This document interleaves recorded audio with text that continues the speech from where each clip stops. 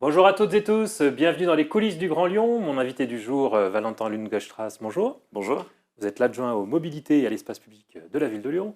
Alors, les Parisiens ont voté ce week-end à 90% pour bannir les trottinettes en libre service.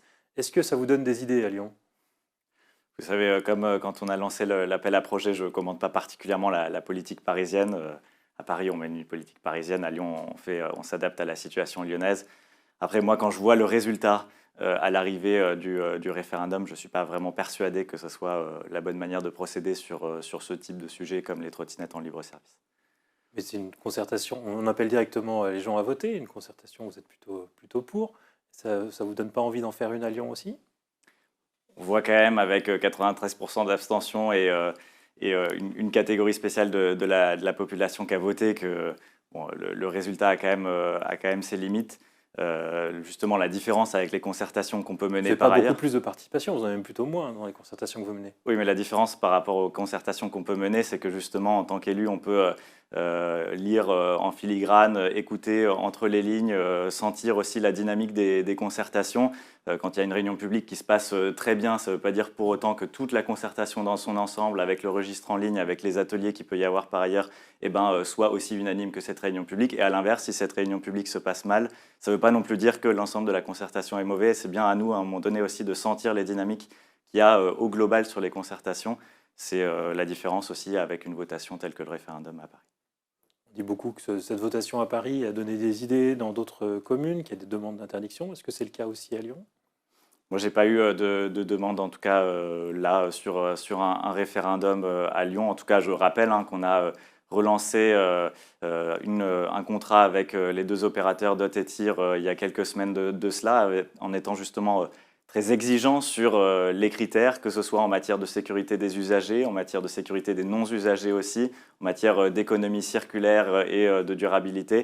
Donc je pense qu'on est quand même très ambitieux sur le sujet. On est probablement la ville avec le plus d'exigences sur le sujet en Europe, voire dans le monde. Donc je pense que voilà, on arrive à être quand même à la hauteur sur ces enjeux-là. Le stationnement sera complètement encadré dans toute la ville d'ici quelques jours, quelques semaines. Donc voilà, je pense que les trottinettes en libre service, en tout cas, font partie du bouquet d'alternatives à la voiture à Lyon et autour.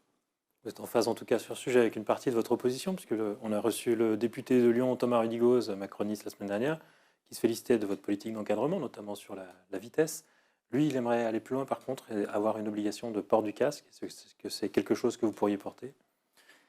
Il y a beaucoup de controverses sur la question de l'obligation du port du casque. Je pense qu'il faut effectivement conseiller le port du casque, que ce soit à vélo ou en trottinette, le rendre obligatoire. On a vu dans d'autres villes européennes en particulier les limites que ça peut avoir aussi sur l'attractivité des modes doux en général, sur cela. Par ailleurs, y compris quand on écoute certains professionnels de la santé, des HCL ou autres, il faut jauger plus finement en fait, la pertinence de l'obligation du port du casque. Peut-être qu'elle est un peu plus pertinente sur les trottinettes, d'ailleurs moins sur le vélo. Enfin bref, on n'est pas forcément calé là-dessus.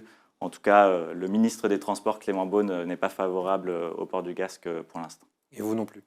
Et moi non plus. Vous avez dit un mot des concertations publiques qui ne se passent pas toujours bien. C'était le cas la semaine dernière sur une concertation sur les voies lyonnaises pour le 5e arrondissement. Et apparemment, la concertation a été houleuse.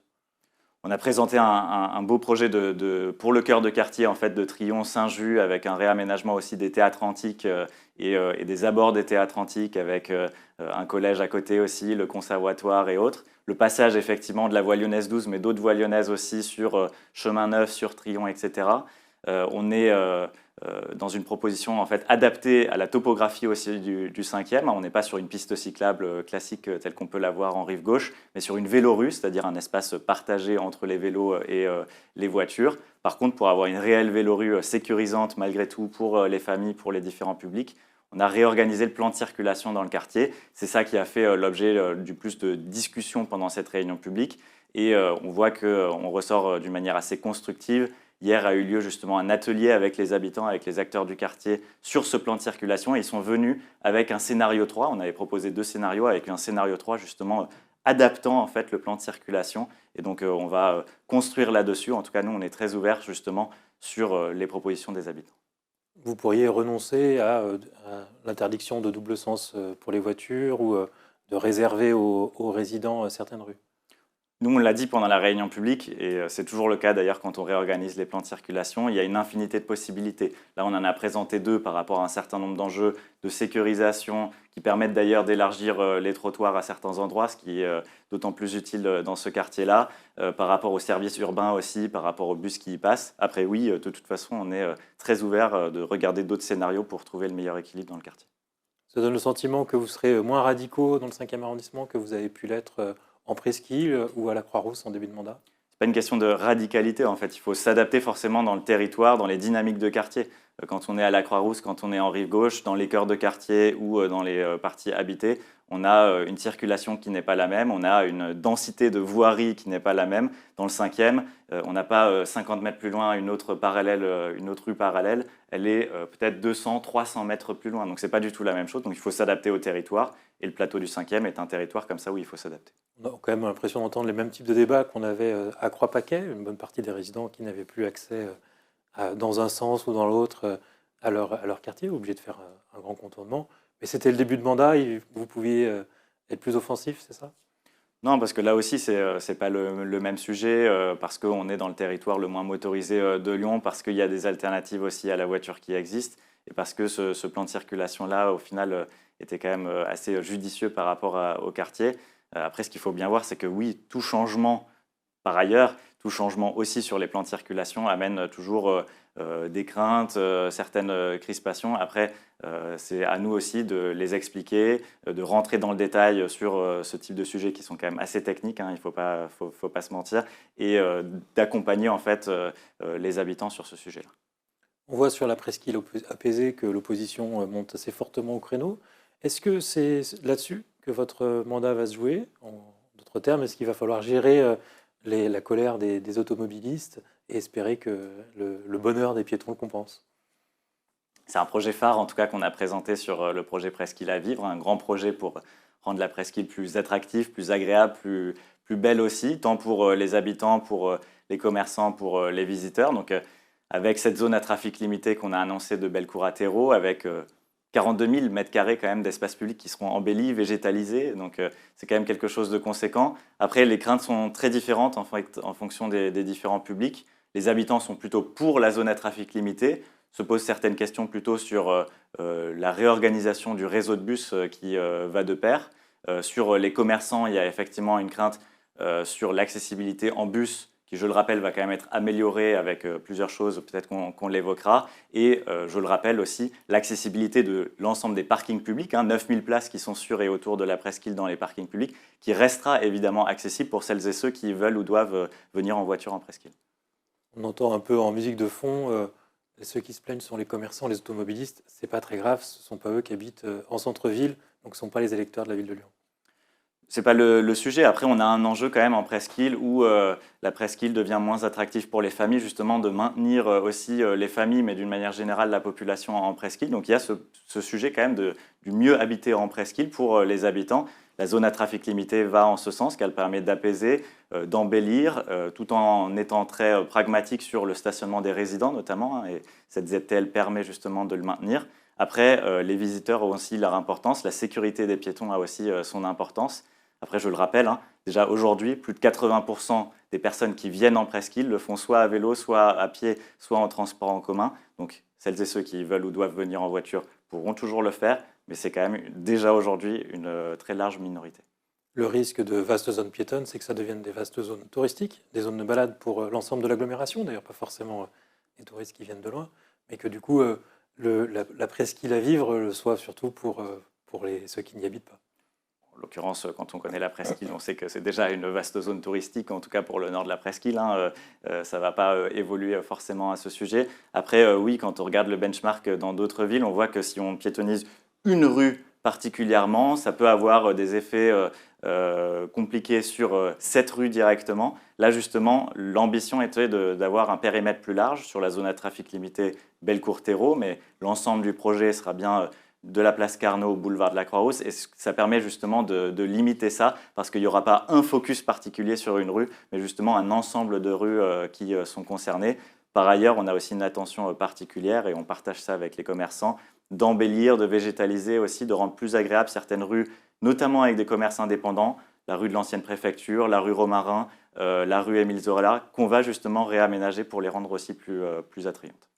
Un mot sur la zone 30. Vous avez communiqué sur des résultats positifs en termes d'accidentologie. Ça vous donne envie d'aller plus loin et de passer en zone 30 les axes qui sont restés à 50?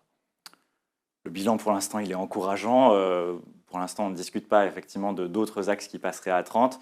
On a encore des efforts à faire, hein, très clairement. D'ailleurs, je souhaite vraiment remercier les agents de notre police municipale qui, depuis le premier jour, depuis le 30 mars 2022, sont engagés dans des contrôles vitesse sur le terrain un peu partout en ville.